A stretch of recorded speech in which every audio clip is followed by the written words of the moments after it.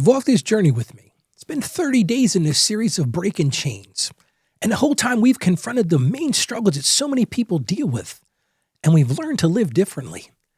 And now for so many of you, and I was starting to get the emails, you've arrived at the question you've been waiting for. How do I finally live in true financial peace?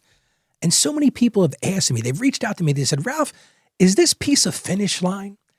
Is it some checkbox I can finally get to the point where I say, Ralph, I'm a financially confident Christian, check the box? Or is it something deeper? Is it a lifelong walk with God? But here's the truth I want you to understand. You got to really embrace this today. Peace isn't a destination. So many people think you're going to find peace and check the box, Ralph, I have arrived. But that's not what it is. Peace is really a journey of faith. And it's a journey that you take one step at a time. And when you anchor that in God's faithfulness, and that's exactly what I'm going to talk about on today's show, we can celebrate what God has done for us, and we can embrace that path forward to lasting peace. So that's what I want you to join me for. That's exactly what I'm going to cover on today's show. Hello there. Welcome back to Financially Confident Christian. I'm Ralph. I'm so glad that you chose to honor me with your time today. It just makes me feel great that you come and just join me for a few minutes every day.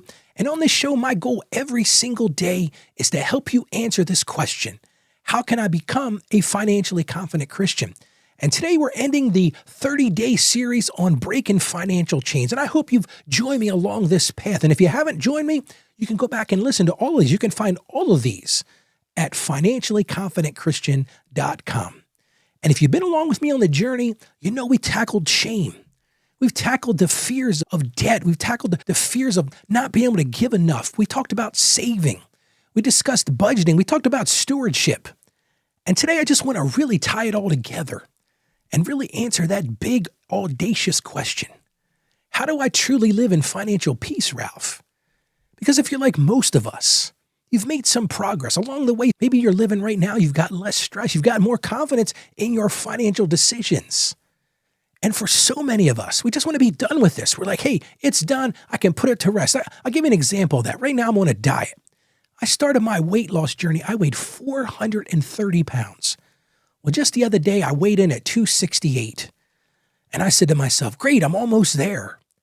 But what I'm starting to realize, and you're going to realize this in your journey of sanctification, in your journey of life, in your journey of financial faith, the work's just starting. You're going to have setbacks. And you're going to feel like, oh my God, Ralph, things are going to be undone completely. And so many people struggle with that. If you see peace as this finish line, once you get it, you run across the finish line, you break the piece of ribbon there, and you've accomplished it.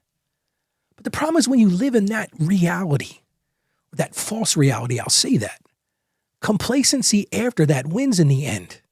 And so many people suffer discouragement because guess what? In life, financially especially, you're going to have setbacks. And I found this from Fidelity. Fidelity did a survey. And I thought this was an interesting statistic. Kind of a sad statistic, but interesting. It says this: 73% of Americans who complete a financial goal, those things like paying off a debt, say they slip back into old habits. And listen to this part. Within 2 years. And see, that's because so many people think that peace is this destination. It's a finish line. And they feel like they're going to have this level of perfection. But I'm going to spoil something for you right now. It's not about perfection. If you listen to my show, you know I say this all the time. It's not about perfection. It's truly about perseverance. Because here's the thing. True stewardship, if you really want to live in a stewardship-filled life, whatever that looks like for you, it's a lifelong discipleship. And money management is one of the main core components of that. And that's the spiritual formation. And things are going to happen in your life. Well, let's get right into the Word of God today. I found this verse today in the book of Philippians chapter 1:6. And I think this is a great way to think about this being a journey, this being a continual thing that we're all sorting after. Philippians chapter 1, verse 6. He who began a good work in you will carry it on to completion until the day of Christ Jesus. And I just think we can all be reassured by that verse. God is faithful to what he started in us. And I hope that encourages you today. There are days when I get up and I head down to the gym and I think, man, this is another day. I would love to just be done with this. Maybe you're listening, you're watching right now. You're like, Ralph, I'm right there with you. This financial struggle, man, I just want to be done with this. Where's the finish line? But don't lose heart, because what is God reminding us of? He's going to carry it on till the day that he returns. Here's another great verse from the Bible. This is from chapter 4, verse 18 of the book of Proverbs. And you can really anchor your soul in this one. It says this again, Proverbs 4:18. The path of the righteous is like the morning sun, shining ever brighter till the full light of day. What is that really saying to us? And I think we can learn from this. Peace grows over time. It's not going to happen overnight. Here's a truth bomb. A lot of people come to me, I do some financial counseling with them, and I'll say, Ralph, I got into debt. Give me a path to get out of this. And they'll come back a week later, like, Ralph, I'm still in debt. I'm like, guess what? You didn't get into debt overnight. You're not going to get out of it overnight either. But that peace, those day in and day out decisions will grow that confidence over time. It's not going to happen overnight. Well, let's look at the book of James, chapter 1, verse 2-4. Again, James 1, 2, 4. It says, consider it pure joy, because you know that the testing of your faith produces perseverance. And let me just tell you right now, there's no finish line, but there is perseverance. You're going to have setbacks. If you're listening to my voice, you're watching me right now, I'm going to encourage you right now, you are going to have setbacks. But it's how you respond to those. It's how you grow through those. It's that perseverance. I dare use a big word here. It's that financial maturity. Now, I'm going to quote Dave Ramsey. I'm not on Dave Ramsey's team all the time, but this one I thought was very good. And he said this. He said, financial peace isn't the absence of debt. He goes on to say this. He says, it's the presence of contentment. And I think Dave nails it right here. Financial peace isn't the absence of debt, but what is it? It's the presence of contentment. So now I'm going to ask you that question I started with. Ralph, how do I truly live in peace? I'm going to tell you right now, it's going to take a lifelong commitment to growth and a lifelong commitment to financial stewardship. And let me just tell you right now, it's all about changing your mindset. There's no finish line. There's no check boxes. But it's truly that walk with God every single day of your life to stay in that communion and to stay in that stewardship with him. And I love what the Reverend Charles Stanley says. True peace comes not from the absence of problems, but from the presence of God. And I just think Charles nails it here. You want to get to true peace. You're never going to live a life with no problems. But if God is there with you, when you have the Lord's presence with you, you will live in peace. So here's your action step for today. I always want to give you an action step to help you make progress in your journey. And I just want you to take time right now and write down 1 or 2 chains that God has broken in the last 30 days. See, it's so easy not to see your progress. I'll go back to my diet as an example. On a day in and day out basis, I don't see myself shrinking. I don't see myself getting healthier. But then I get on that scale maybe once a week. I was like, wow, I dropped a couple more pounds. It didn't happen overnight. But if you don't go back and revisit those things, go find those chains that were broken. Do you have a debt management plan now? Do you have a budget that you're living in? Do you give faithfully? Do you give cheerfully? Whatever that looks like for you. Write down 1 or 2 of those chains that God has broken and just thank him for it. And once you do that, revisit those principles quarterly that we talked about. You can go re-listen to or re-watch that series again and again.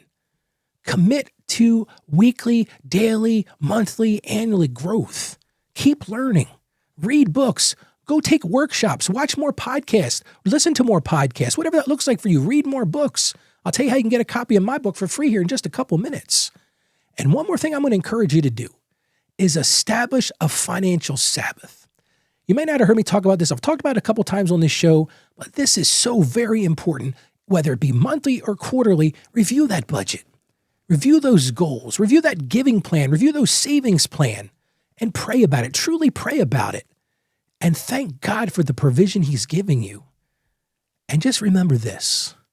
You got to embrace grace. Perfection's not the goal, and you are going to stumble. You are going to have setbacks.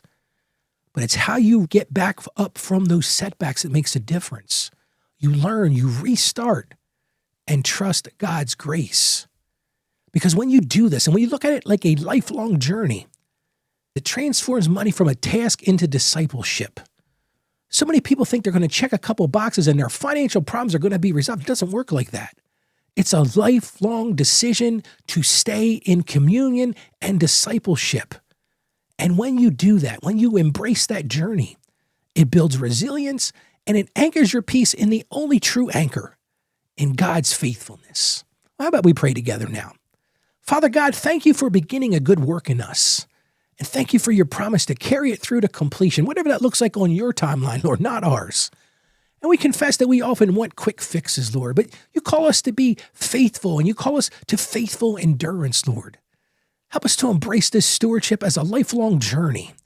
Give us the wisdom for each season of our lives, strength to persevere through setbacks, Lord. We know they're going to happen. But most of all, Lord, give us grace to walk with confidence in you. And may our finances truly testify to your goodness. And may our lives bring glory to your name. And we ask this in confidence in the name of Jesus. Amen. Well, I just want to say congratulations. If you've been with me the last 30 days and you've completed the Breaking the Financial Chain series, and the truth is you've taken steps towards transformation and you are farther along than you think, and you're starting to find that peace. And remember, this is only the beginning of your lifelong walk. Larry Burkett said this. He said, every spending decision is a spiritual decision. So I want to encourage you right now, if this 30-day journey has blessed you, I want to encourage you, don't keep it to yourself. I want to encourage you right now, share it with a friend, share it with a family member, share it with somebody who needs that financial reassurance, who's somebody that needs that financial freedom. Because let me tell you right now, this might be this very spark that changes their life. Just send them to our website. They can pick up the whole series at financiallyconfidentchristian.com. And here's something else I want to give you. Talked about this a few minutes ago. I just finished my third book, and it's called How to Become a Financially Confident Christian. I've laid it all out in black and white print. I'm going to give you a free copy of that. You can download that book right at my website. Just go to financiallyconfidentchristian.com/becoming. It'll be in the show notes as well, but it's financiallyconfidentchristian.com/becoming. Go get a copy of your book. Send it to your friends. The more people, the better, because this may be the very spark that changes their life. Now let's all go out there today and live as financially confident Christians. Let's live free. Let's live faithful, and let's live focused on God, because listen, I know you can do this. I believe in you. And more importantly than that, God believes in you. Stay financially savvy. God bless you. And make sure you join me tomorrow as we launch another new series that will be fantastic. God bless you today. Have a great day.